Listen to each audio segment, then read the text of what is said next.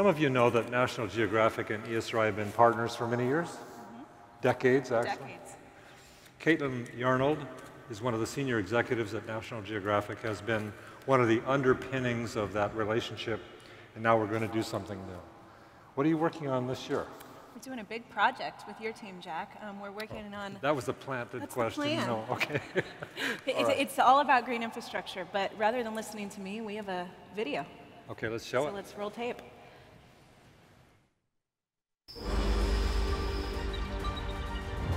Americans developed a deep passion for nature and conservation dating back to the 19th century, with thousands of protected areas in our country, conservation organizations working at every level, and millions of scientists dedicating their time on how to best conserve our land and water resources. You would think we have poised ourselves for success.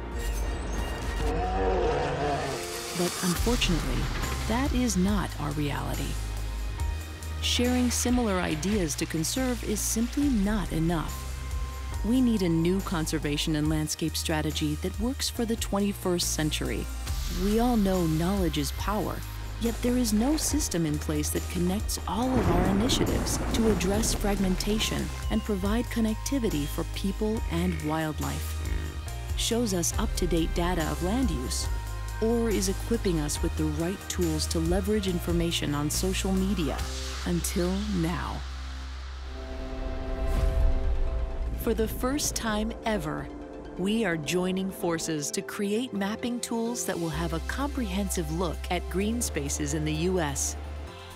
They will link environment, economy, identity, and social issues. And these powerful tools are for everyone. So we can be smart about how to use the land we have to create the next generation of parks, protect wildlife, and inform smart development.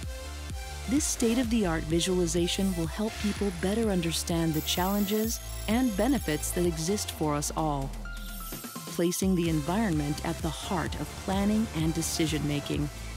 We all feel strongly that protecting the planet is our responsibility. Now we have the tools to really make a difference for generations to come.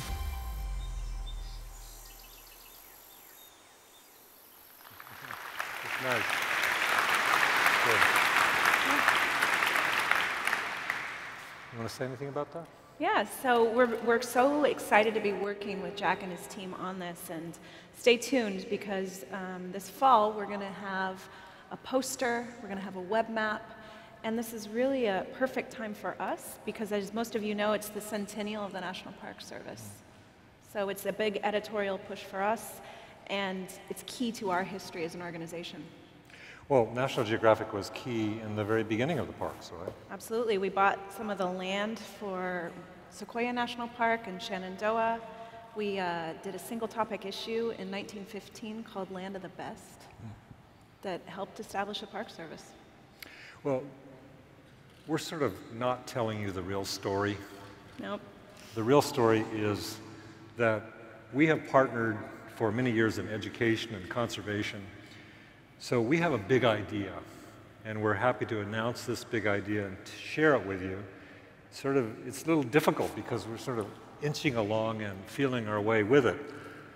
But we have a notion that not just protecting national parks, but protecting green infrastructure everywhere in America, that's what the big idea is about.